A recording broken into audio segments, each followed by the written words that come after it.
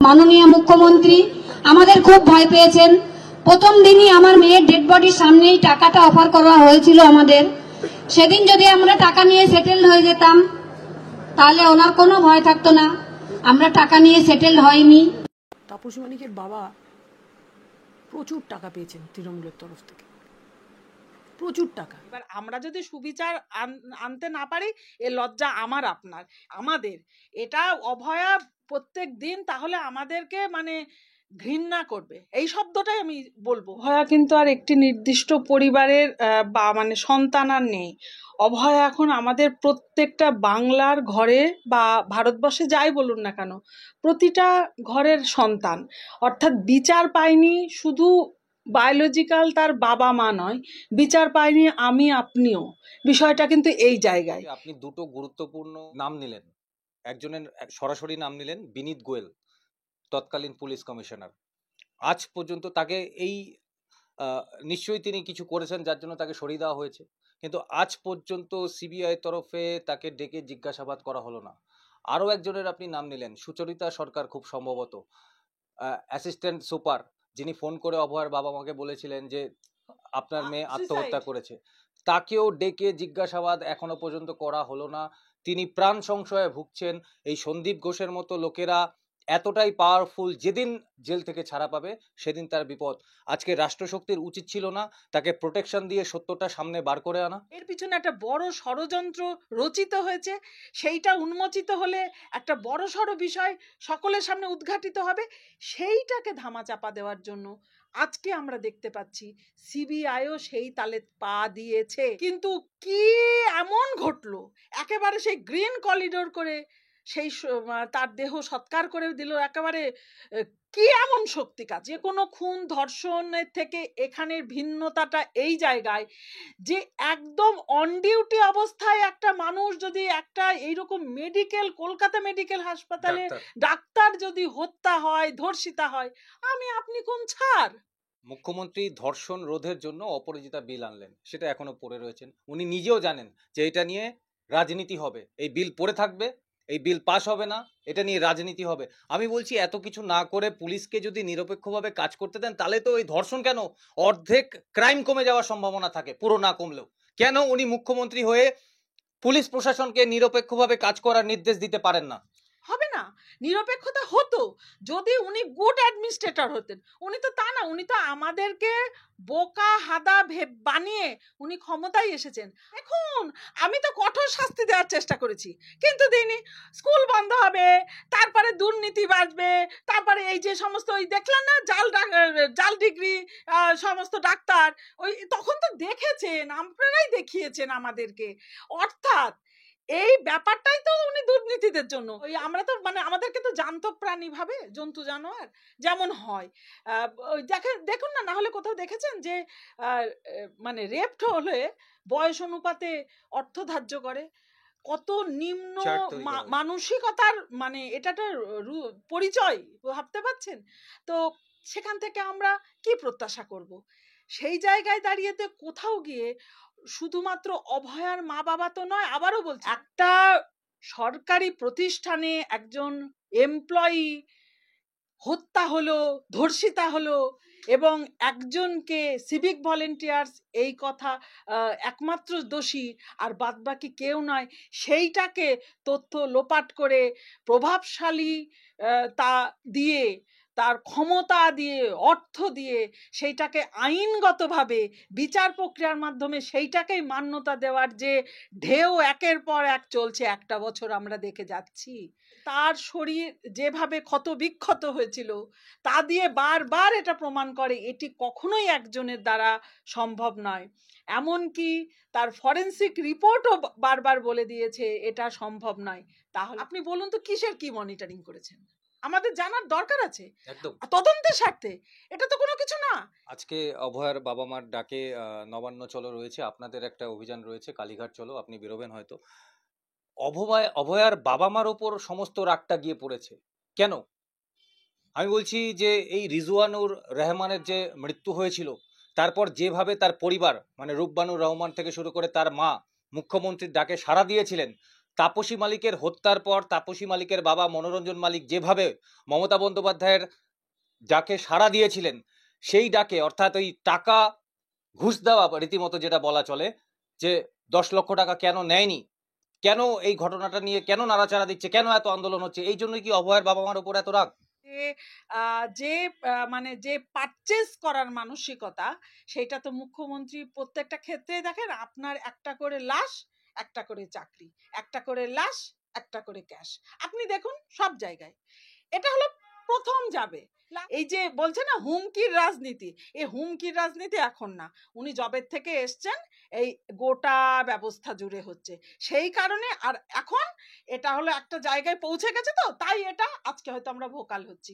আপনি এ প্রশ্ন আমার নিজের, আমার মতন যারা মার্জিনাল, যারা ডিপ্রাইভ, যারা বঞ্চিত, যারা নিগৃহীত, তাদেরও ব্যবস্থা উপড়ে ফেলতে হবে। সে রাস্তার আন্দোলন, সাথে গণতান্ত্রিক পদ্ধতিতে আরো ঐক্যবদ্ধভাবে আমাদের সিলেক্ট করতে হবে সত্যিকারের আমার আপনার কোন রাজনৈতিক দল বা দলগুলো সদিচ্ছার সাথে আমাদের বেসিক নিডস পূরণ করবে। অভয়ার বিচার অধরা থেকে শুধু কপাল চাপড়ালে হবে না, তামান্নার বিচার অধরা দেখে শুধু কপাল চাপড়ালে হবে না। এই যে একটা লুম্পেন রাজ, এই লুম্পেন রাজকে ধ্বংস করার দায়িত্ব কর্তব্য আমার আপনার মতন সাধারণ মানুষের। ফলে আগামী দিনে প্রয়োজনে যদি রক্ত দিতে হয়, মানসিকভাবে প্রস্তুতি নিতে হবে। যে দেশ স্বাধীন করতে যে সমস্ত মানুষজন, তারা আজকে 75টা বছর অতিক্রান্ত হয়ে গেছে, আমাদের একটা ন্যাশনাল ফ্ল্যাগ দিয়েছে, সেইটাকে আমরা ঠিক করে রক্ষা করতে পারছি না, এটা লজ্জার। শুধুমাত্র ওই ঢাকঢোল পিটিয়ে তাদের মানে জন্ম মনীষীদের উদযাপন করলেই হবে না। নমস্কার, বিবিধ নিউজে আমি অমিত রয়েছি আপনাদের সঙ্গে। আজকে 9ই অগস্ট, ঠিক 1 বছর আগে আমাদের অভয়া বোন ছেড়ে চলে গিয়েছিলেন। নৃশংসভাবে হত্যা করা হয়েছিল, ধর্ষণ করা হয়েছিল। কি কারণ আজ পর্যন্ত জানা গেল না। Kolkata police failed, CBI failed, অভয়ার বাবা মা আজ পর্যন্ত বিচার পেলেন না। আমরা আজকে এই বিষয়ে আলোচনা করব। অভয়া মঞ্চের অন্যতম সদস্য অরুণিমা পাল রয়েছেন। দিদি, বিবিধ নিউজে স্বাগত। 1 বছর কমপ্লিট হয়ে গেল, অভয়ার বাবা মা এখনো বিচার পেল না। কোন রহস্যে বলে আপনার মনে হয়? দেখুন, এখানে অভয়া কিন্তু আর একটি নির্দিষ্ট পরিবারের বা মানে সন্তান আর নেই।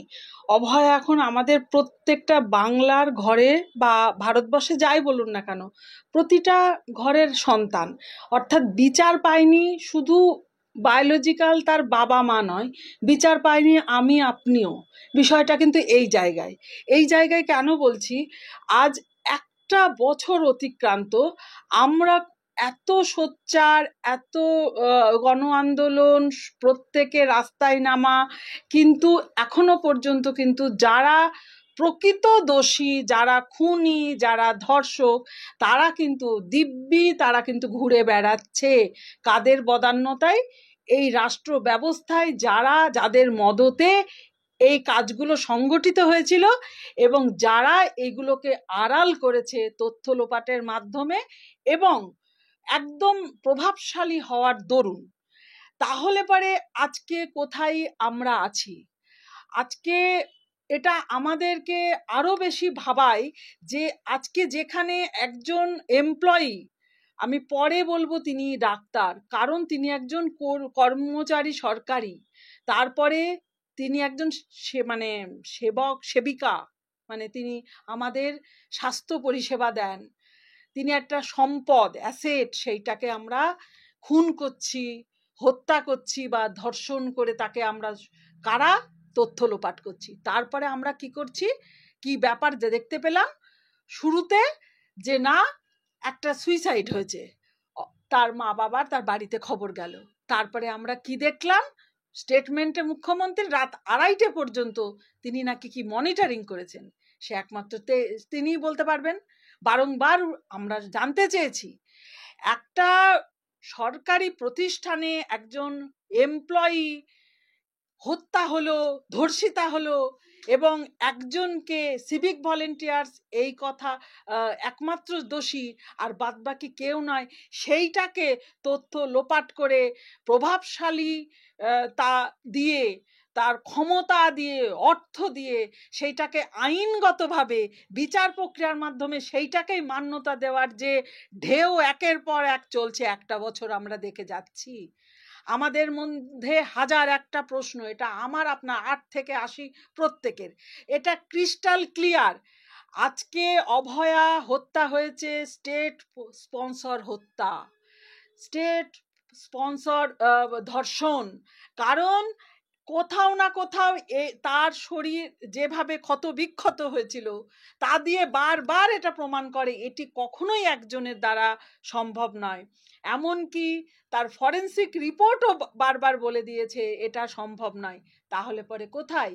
যখন কিনা আমরা দেখলাম তৎকালীন যিনি ছিলেন বিনীত গোয়েল, তিনি কোথাও গিয়ে এই সন্দেহ দানা বেঁধেছিল যখন এই ভ্যান্ডালেশন হলো 14 তারিখ, যে কোথাও গিয়ে যে নিষ্ক্রিয়তা এবং প্রশাসনের এবং তথ্য লোপাট, যার দরুন কিন্তু তালা থানার ওসি মানে কাস্টডিতে নেওয়া হয়েছিল বা ইত্যাদি, সন্দীপ ঘোষ, মানে এগুলো বহু চর্চিত, এগুলো নিয়ে আর আমি সময় অতিবাহিত করতে চাইছি না। মূল যে জায়গাটা, তার প্রেক্ষিতে যখন বলা, যেগুলো জেনারেলি আপনাকে তো ব্যবস্থায় আসতে হবে সিবিআই, কিন্তু কোথাও গিয়ে আমরা যত দিনের দিন গড়িয়েছে দেখেছি সেই রাজ্য সরকারের পুলিশ যে জায়গাটা দাঁড় করিয়েছে সেইটাকেই কার্যত মান্যতা দেওয়ার আপ্রাণ চেষ্টা। আজকে অভয়ার মা বাবা বললাম, তার বায়োলজিক্যাল বাবা মার মধ্যেই আর এই বিচারটা নেই অমিত বাবু। এই বিচারটা আমার আপনার প্রত্যেকের ঘরে। কেন হয়েছে?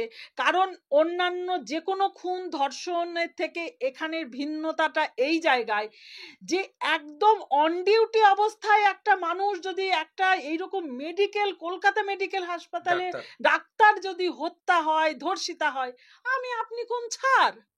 এবং তাই হচ্ছে। তারপরে কি আপনি বলতে পারবেন যে না তারপরে পরে দেখুন এত কিছু লড়াই, এত কিছু প্রতিবাদ হচ্ছে, তারপরে দেখুন ধর্ষণ কমেছে, খুন কমেছে?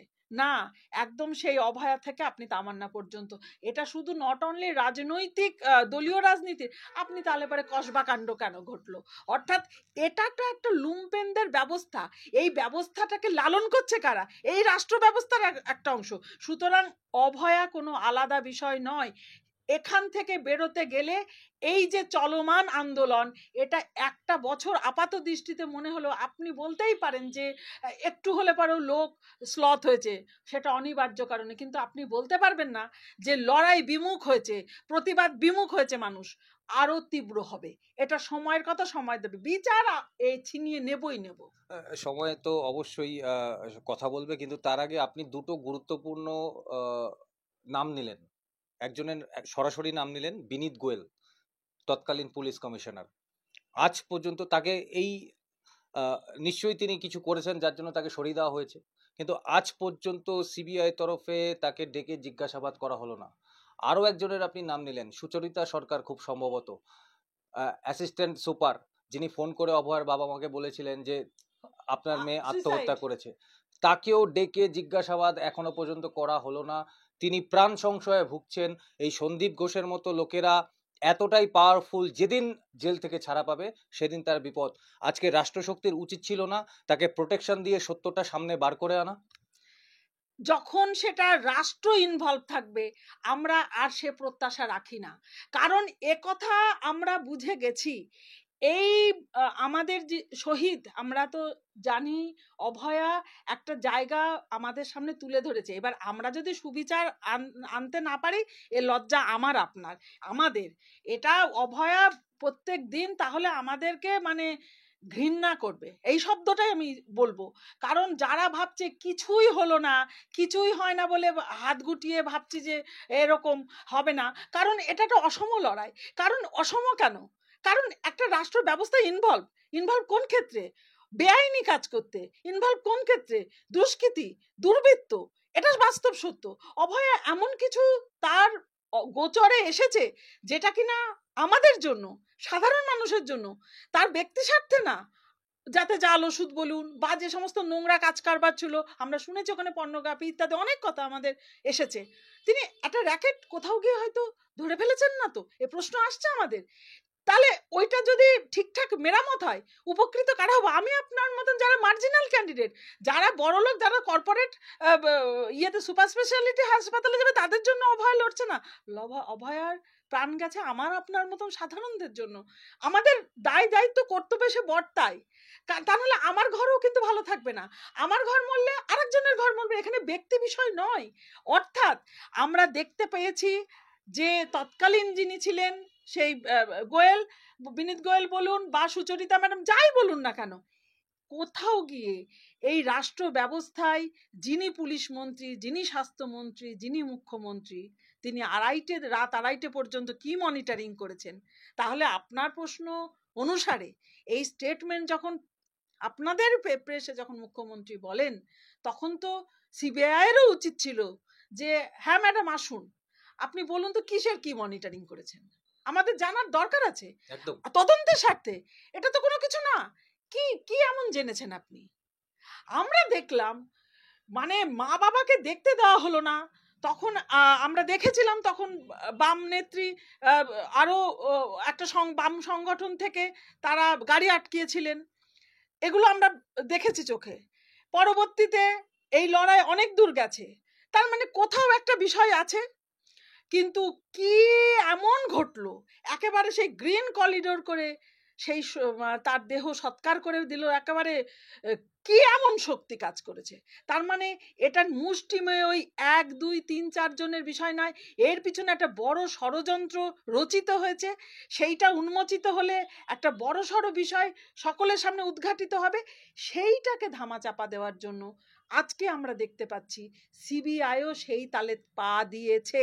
তার মানে কি, এই যে একটা বড় চক্র রয়েছে, এই যে যেমন আপনি শিক্ষা দুর্নীতি বলা হচ্ছে না, যেটা কোর্ট বলেছে অর্গানাইজড ওয়েতে হয়েছে, এই অভয়ার কাণ্ডটাও তাকে হত্যা ধর্ষণ যাই বলি না কেন অর্গানাইজড ওয়েতে হয়েছে। অনেক সময় আমাদের তো অপরাধ হয়ে চলছে, খুন ধর্ষণ হচ্ছে, অনেক সময় সেটা কিন্তু ব্যক্তিভিত্তিক হচ্ছে, একটা অপরাধ প্রবণ ঠিকঠাক আপনার নিষ্ক্রিয়তা, পুলিশি নিষ্ক্রিয়তার জন্য প্রশাসনের ইত্যাদি। কিন্তু এইটা কিন্তু একটা বড় মাথার বলে না, এটা একদম পুরো হাই লেভেল থেকে এটা হয়েছে। সেই কারণে আপনি বলছেন না যে উচিত ছিল না, এটা একটা বললাম একটা 8 বছরের শিশুকে বললেও সে বলবে, কিন্তু এটা হচ্ছে না। কারণ এটা যদি হয় তাহলে সেই শিকড় বেরিয়ে আসবে।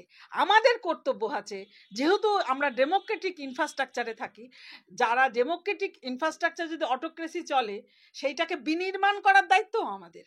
তাই এই লড়াইটা আরো তীব্রতর করা, এটা সময়ের কথা। আজকে অভয়ার বাবা মার ডাকে নবান্ন চলো রয়েছে, আপনাদের একটা অভিযান রয়েছে কালীঘাট চলো, আপনি বেরোবেন হয়তো। অভয়ার বাবা মার ওপর সমস্ত রাগটা গিয়ে পড়েছে কেন? আমি বলছি যে এই রিজওয়ানুর রহমানের যে মৃত্যু হয়েছিল, তারপর যেভাবে তার পরিবার মানে রূপবানুর রহমান থেকে শুরু করে তার মা মুখ্যমন্ত্রীর ডাকে সাড়া দিয়েছিলেন, তাপসী মালিকের হত্যার পর তাপসী মালিকের বাবা মনোরঞ্জন মালিক যেভাবে মমতা বন্দ্যোপাধ্যায়ের ডাকে সাড়া দিয়েছিলেন, সেই ডাকে অর্থাৎ ওই টাকা ঘুষ দেওয়া রীতিমতো যেটা বলা চলে, যে 10 লক্ষ টাকা কেন নেয়নি, কেন এই ঘটনাটা নিয়ে কেন নাড়াচাড়া দিচ্ছে, কেন এত আন্দোলন হচ্ছে, এই জন্যই কি অভয়ের বাবা মার উপর এত রাগ? এটা একটা কারণ। আপনি যেটা বললেন যে মানে যে পারচেজ করার মানসিকতা, সেটা তো মুখ্যমন্ত্রী প্রত্যেকটা ক্ষেত্রে দেখেন, আপনার একটা করে লাশ, একটা করে চাকরি, একটা করে লাশ, একটা করে ক্যাশ, আপনি দেখুন সব জায়গায়। এটা হলো প্রথম যাবে, লাস্ট আমরা তমান্নার ক্ষেত্রেও দেখলাম। এটা একটা না ওনারা একটা ব্যবস্থা, আমাদেরকে তো মানে এই পশু গরু ছাগলের থেকেও নিকৃষ্ট ভাবে, আর কোথাও গিয়ে হয়তো আমরা এইটাকে নিজেরা এইভাবে বিকিয়ে গিয়েও করছি। কারণ আপনি যে রিজিয়ানুর কথা বললেন, সুবিচার ন্যায় বিচার আমরা দেখেছি, তার দাদা হলো বিধায়ক ইত্যাদি, এরকম প্রচুর ঘটনা আছে। আপনি যার তাপসী মালিকের কথা বললেন, সেখানে গিয়েও আমরা অন্যরকম ভাবে বেনিফিশিয়ারি শুনেছি সংবাদ মাধ্যমে। তার আমি নিজে দেখে এসেছি। হ্যাঁ, তার যা আর্থিক যা পরিস্থিতি ছিল সেখান থেকে তার অনেক বেশি ডেভেলপমেন্ট হয়েছে। সুতরাং এটা গিয়েও কোথাও আমাদের মতন যারা আমরা মানে ভিকটিম, আমরা যারা শিকার এই ব্যবস্থার, তারাও এই আপোষ মানসিকতা হয়তো এইটাকে এন্ডোর্স করেছে, সেই জায়গা থেকে তারা করছে। কিন্তু এইটা যদি ভাবে এটাই মানুষ একেবারে পণ্য সকলে, কোথাও মুখ্যমন্ত্রী তাই ভেবেছেন, সেই জায়গা থেকে এটা, কিন্তু সেটা তো নয়। এই ব্যাপারটা যে এই যে এত রোষ, এত বিদ্বেষ, সেটা হলো যে কেন এত সরব হওয়া হবে। ঠিক আছে, আপনার একটি মেয়ে, আপনি একটা মেয়ে লস করেছেন, ব্যাপারটা এরকম যে ওই যেমন বাড়িতে একটা, ওই আমরা তো মানে আমাদেরকে তো জান্ত প্রাণী ভাবে, জন্তু জানোয়ার যেমন হয়, ওই দেখুন না, না হলে কোথাও দেখেছেন যে মানে রেপড হলে বয়স অনুপাতে অর্থ ধার্য করে, কত নিম্ন চার্ট তৈরি করা হয়েছে। মানসিকতার, মানে এটা একটা পরিচয়, ভাবতে পারছেন তো। সেখান থেকে আমরা কি প্রত্যাশা করব? সেই জায়গায় দাঁড়িয়েতে কোথাও গিয়ে শুধুমাত্র অভয়ার মা বাবা তো নয়, আবারও বলছি, ওনারা মানে বায়োলজিক্যাল মা বাবা হলে পরেও কোথাও গিয়ে অভয়া কিন্তু আমি, আমার সন্তান, মা, আমার মেয়ে, আমার বোন, প্রত্যেকটা নারী, এই জায়গায় কিন্তু এই মানে ইম্পালসিভ ব্যাপারটা কিন্তু আছে, এটা আপনি অস্বীকার করতে পারবেন না। সেই জায়গায় দাঁড়িয়ে সকলেরই ব্যথা, সকলেরই কষ্ট, সকলেরই যন্ত্রণা। তাই কিন্তু একটা বছর হলেও আবার ফের রাত দখল, আবার রাস্তার লড়াই বেশি, আবার কালীঘাট চলো, আবার নবান্ন, এটা আরো বারবার বলে দিচ্ছে যে যতই আক্রমণ করো না কেন, যতই মারো না কেন, যতই কেস দাও না কেন, এ আগুন মিটবে না। দিদি, আমি একদম শেষ প্রশ্নে যাব।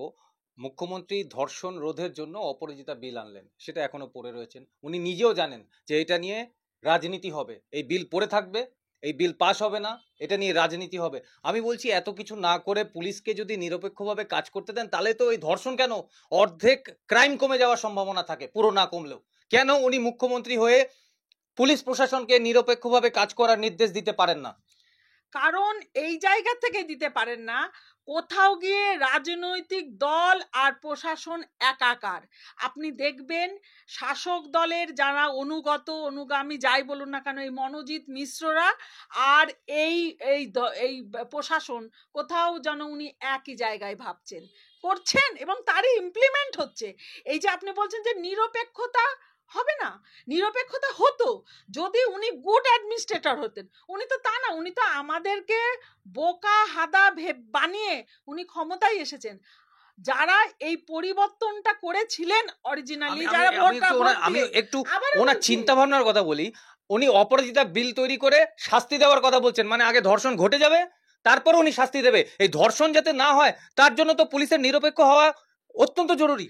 নিরপেক্ষ, ওটাই তো, ওই জায়গাটাতেই বলছি, উনি কখন করছেন, উনি এই লুম্পেনটা ছেড়ে দেবেন, উনি এবার পরে আপনাকে আমাকে বলবেন দেখুন আমি তো কঠোর শাস্তি দেওয়ার চেষ্টা করেছি কিন্তু দিইনি, স্কুল বন্ধ হবে, তারপরে দুর্নীতি বাড়বে, তারপরে এই যে সমস্ত ওই দেখলেন না জাল ডিগ্রি সমস্ত ডাক্তার, ওই তখন তো দেখেছেন, আপনারাই দেখিয়েছেন আমাদেরকে। অর্থাৎ এই ব্যাপারটাই তো উনি দুর্নীতিদের জন্য, এই ব্যাপারটাই তো ধর্ষকদের জন্য। এখন আমরা পশ্চিমবাংলার মানুষ কাদের হাতে আছি? দুর্বৃত্তদের হাতে। এই দুর্বৃত্তদের লালন করছে কারা? মুখ্যমন্ত্রী, এই স্বাস্থ্যমন্ত্রী, এই পুলিশ মন্ত্রী, যাই বলুন না কেন। তাই তো, তাই কি না আমাদেরকে আইওয়াশ করানোর জন্য উনি সঙ্গে সঙ্গে তড়িঘড়ি অপরাজিতা বিল যেটা আছে ল ইন অর্ডারে, সেইটাই উনি ইমপ্লিমেন্ট করছেন না কেন? যিনি কিনা একটা ভ্যান্ডেলেশন থামাতে পারে না বলবো না করতে দেয়, আপনি বলুন। আপনি যেটা বললেন না নিরপেক্ষভাবে কাজ করতে দেওয়া, নিরপেক্ষভাবে তখন আমি কাজ করতে দেবো যখন আমার সদ ইচ্ছা থাকবে। আমার তো সদ ইচ্ছা নেই, আমরা তো লুটে ফুটে খাবো, আমরা তো যত ক্ষমতা নেব। অর্থাৎ আপনাকে ভয় দেখাবে, আমাকে ভয় দেখাবে, তুমি সোচ্চার হচ্ছে। আপনার ওনার দুটো তিনটা দেখবেন ওষুধ প্রয়োগ করে আমাদের। প্রথমে আপনাকে ভয় দেখাবে, আপনি যদি তারপরে না হয় আপনার মিথ্যে মামলা দেবে, তারপরে যদি না হয় ধর্ষণ খুন এসব হবে। আর একটা পথ আছে ক্যাশ দেবে।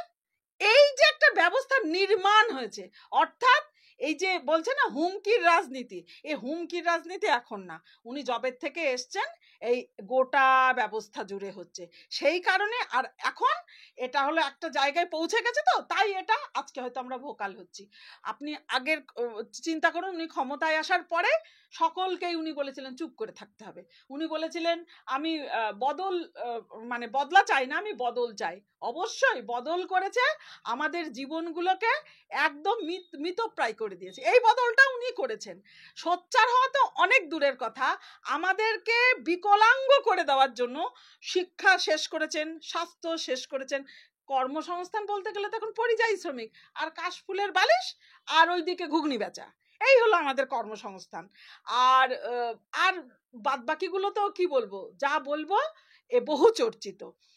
এখন কি বলুন তো, আমাদের সাধারণ মানুষদের যেটা প্রয়োজন হয়ে দাঁড়িয়েছে, এ প্রশ্ন আমার নিজের, আমার মতন যারা মার্জিনাল, যারা ডিপ্রাইভ, যারা বঞ্চিত, যারা নিগৃহীত, তাদেরও শুধুমাত্র ওই দুর্নাম বদনাম বা সমালোচনা করলাম না, কাজ করতে হবে, ইমপ্লিমেন্ট আমাদেরকে ঠিক করতে হবে। এই ব্যবস্থা উপরে কিভাবে ফেলা যায়, এই ব্যবস্থা উপরে ফেলতে হবে, সে রাস্তার আন্দোলন, সাথে গণতান্ত্রিক পদ্ধতিতে আরো ঐক্যবদ্ধভাবে আমাদের সিলেক্ট করতে হবে সত্যিকারের আমার আপনার কোন রাজনৈতিক দল বা দলগুলো সদিচ্ছার সাথে আমাদের বেসিক নিডস পূরণ করবে। অর্থাৎ আমি যাতে নিরাপদে জীবনযাপন করতে পারি, আমি যাতে আমার যে একদম প্রাথমিক চাহিদা আমার শিক্ষা, স্বাস্থ্য, কাজ, সেইগুলো কোন রাজনৈতিক দলের ভাষ্যে আছে, সেইগুলোকে আমাদেরকে আইডেন্টিফাই করে আমাদেরকে সেই পথে এগোতে হবে। এখন সময় এসেছে শুধুমাত্র নিন্দা সমালোচনা বা দেখো করছে না, কারণ এটা প্রমাণিত হয়েছে এনারা করবেন না। করার হলে অনেক আগেই করতো, তা না হলে পারে এই অভয়া থেকে তামান্না হত্যা হতে হবে, এই চাকরি যাবে, এসব আরো হবে, আরো বাড়বে, যদি কিনা আমরা ভুল সিদ্ধান্ত বারবার নিয়ে ফেলি। এখন অনেক সময় আমাদের মধ্যে একটা ফ্রাস্ট্রেশন এসেছে, স্বাভাবিক। কোথাও গিয়ে ABCDEF করে দেখছি কোনো রাজনৈতিক দলের কাছেই যেন আমাদের যা চাহিদা সেগুলো ফুলফিল হচ্ছে না, তখন আমরা হতাশা হচ্ছি। কিন্তু এটা কিন্তু সাথে আমাদেরকেও বুঝতে হবে, আমরা সংসদীয় গণতন্ত্রে যেহেতু বসবাস করি, এর বাইরে কিছু হয় না। অতএব আমাদের তার মধ্যে থেকে বাছাই করে ঠিক করতে হবে। আমার কাছে ভাত আছে, ডাল আছে, রুটি আছে, তরকারি আছে, তার মধ্যে থেকেই আমার ঠিক করতে হবে আমার জন্য কোনটা উপযুক্ত। আমি যদি বলি এখন আমি কর্নফ্লেক্স খাবো, আমি যদি বলি এখন আমি ওটস খাবো, যেটা নেই সেইটা তো বায়না ধরলে আমাদের হবে না। তাহলে এবার এর থেকেই আমাদের নির্মাণ সঠিক করতে হবে, না হলে কিন্তু আমাদের মানে দুর্দিন যা আছে তার থেকেও ভয়ানক হবে। একটা জিনিস অমিতবাবু দেখবেন, যারা রাজনৈতিক কর্মী মানে প্রথম সারির নেতার বা মন্ত্রী, সে শাসক দল বলুন বিরোধী দল বলুন, তাদের কিন্তু বিশেষ এফেক্ট পড়ে না। এফেক্টেড হই কিন্তু আমরা, এফেক্ট পড়ে এবং এফেক্টেড হই আমাদের মতন মার্জিনাল, যারা কিন্তু এই সরকারি ব্যবস্থার উপরে কিন্তু দৈনন্দিন জীবন যাপন হয়, সংসার প্রতিপালন করি, সে নিরাপত্তাই বলুন, কারণ আমরা তো আর ওই গাড়িতে চড়বো না, আমাদের ট্রাম বাসেই চড়তে হবে, আর পায়ে হেঁটে আমাদের রাত বিরেত কাজ করে ফিরতে হবে, আমাদের রুজি রুটি ডেলি খেতে হবে, আমাদেরকে সরকারি স্কুলে পড়তে হবে, আমাদেরকে সরকারি স্বাস্থ্য নিতে হবে। আমরা তো তেল চকচকে নই, তাহলে আমাদের যদি ভুল আমাদের সিলেকশন হয়, তাহলে ইলেক্টও আমি ভুল করব। প্রত্যেকটা রাজনৈতিক দলই তারা বলবে তাদের ভাষায় যে আমি ঠিক। আমাদেরকে ঠিক করতে হবে, খুব স্থিতদি মনে বুঝতে হবে যে এই মুহূর্তে কোন রাজনৈতিক দল বা দলগুলো আমাদের জন্য সত্যিকারের সঠিক ভাষ্য বলছে এবং তাদের কাছে আমরা সেই জায়গাটা পেতে পারি। সেই জায়গায় না এলে অভয়ার বিচার অধরা থেকে শুধু কপাল চাপড়ালে হবে না, তামান্নার বিচার অধরা দেখে শুধু কপাল চাপড়ালে হবে না। এই যে একটা লুম্পেন রাজ, এই লুম্পেন রাজকে ধ্বংস করার দায়িত্ব কর্তব্য আমার আপনার মতন সাধারণ মানুষের। ফলে আগামী দিনে প্রয়োজনে যদি রক্ত দিতে হয়, মানসিকভাবে প্রস্তুতি নিতে হবে। যে যে দেশ স্বাধীন করতে যে সমস্ত মানুষজন তারা আজকে ৭৫টা বছর অতিক্রান্ত হয়ে গেছে, আমাদের একটা ন্যাশনাল ফ্ল্যাগ দিয়েছে, সেইটাকে আমরা ঠিক করে রক্ষা করতে পারছি না, এটা লজ্জার। শুধুমাত্র ওই ঢাকঢোল পিটিয়ে তাদের মানে জন্ম মনীষীদের উদযাপন করলেই হবে না। তারা যা কাজ করেছে সেটার ইমপ্লিমেন্ট করার দায়িত্ব আমাদের। সেইটা আমরা কতটা করতে পারছি, সেই জায়গাটা আমাদের ফোকাস নিতে হবে। আমি একজন মানে সব দিক থেকে মানে কি বলবো, হেরে যাওয়া মানুষের একজন হয়েও আমি বলছি আশা আছে। আমরা যদি সুস্থ চিন্তা করি, সঠিক চিন্তা করি, যা আমাদের জন্য, আমাদের ভারতবর্ষ বাংলার জন্য যার সাথে ম্যাচ করে, সেইভাবে যদি ভাবি যে বেঁধে বেঁধে থাকা, সেটা পারবো। এবং সুন্দর সুস্থ সমাজ নির্মাণ 100 ভাগ সম্ভব, শুধু সদিচ্ছা সততার সাথে হবে।